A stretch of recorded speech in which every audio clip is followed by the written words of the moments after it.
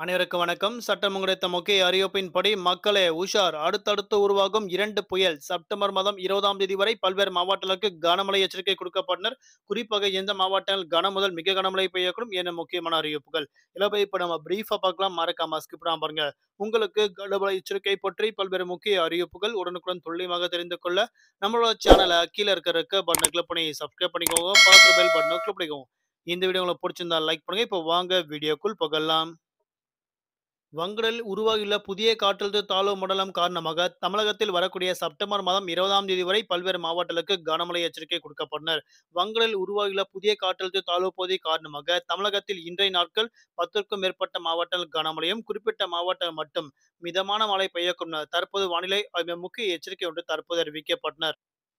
குறிப்பாக செப்டம்பர் மாதம் 13ஆம் தேதி வடக்கு ஆந்திரா மற்றும் அதனையொட்டிய தெற்கு ஒடிசா கடலோர பகுதியில் நிலவிய புதிய காற்றழுத்த தாழ்வு பகுதி செப்டம்பர் மாதம் 14ஆம் தேதி காலை 5:30 மணி அளவில் வடக்கு தெலங்கானா மற்றும் அதனையொட்டிய விதர்பா பகுதியில் நிலவி வருவதாக அறிவிக்கப்பட்டனர். குறிப்பாக தென்னிந்திய பகுதியில் மேலும் வளிமண்டல மேலடுக்கு சுழற்சியின் காரணமாகவும் தமிழ்நாடு, புதுவை, காரைக்கால் பகுதியில் குறிப்பிட்ட மாவட்டத்தில் மட்டும் கனமழையும், பல்வேறு மாவட்டங்களுக்கு மிதமான மழை பெய்யக்கூடும் என அறிவிக்கப்பட்டனர். குறிப்பாக நாளை நாட்கள் செப்டம்பர் மாதம் 16ஆம் தேதி கனமழை பெய்யக்கூடிய மாவட்டங்கள் ஈரோடு, கிருஷ்ணகிரி, தருமபுரி, திருப்பத்தூர், சேலம் உள்ளிட்ட மாவட்டங்கள், வேலூர் உள்ளிட்ட மாவட்டங்களுக்கும், புதுவை, காரைக்கால் ஆகிய பகுதிகளுக்கும் நாளை நாட்கள் பல்வேறு இடங்களுக்கு கனமழை எச்சரிக்கை கொடுக்கப்பட்டனர்.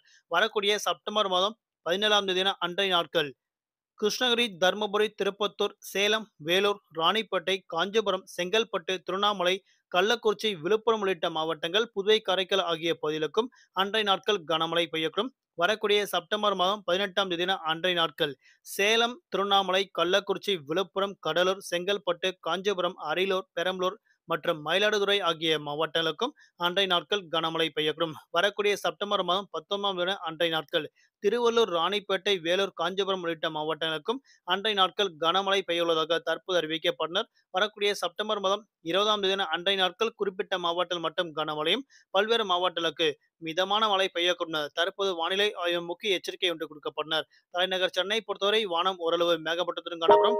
நகரின் ஒரு சில பகுதிகளில் லேசான முதல் மிதமான அவ்வப்போது இடியக்கூடிய கனமழை பெய்யக்கூடும். அதிகபட்ச வெப்பநிலையாக 34 முதல் குறைந்தபட்ச வெப்பநிலையாக 28 டிகிரி செல்சியஸ் வரை இருக்கக்கூடும் என தற்போது அறிவிக்கப்பட்டனர். நாளை நாட்கள் மீனவர்களுக்கான எச்சரிக்கை. தென் தமிழக கடலோர பகுதி, மன்னார் வளைகுடா, குமடல் பகுதியில் சூறாவளி காற்று மணிக்கு 65 கிலோமீட்டர் வேகத்தில் வீசுவதால் மீனவர்கள் கடலுக்கு மீன்பிடிக்க செல்ல வேண்டாம் என தற்போது அறிவிக்கப்பட்டனர். நன்றி, வணக்கம்.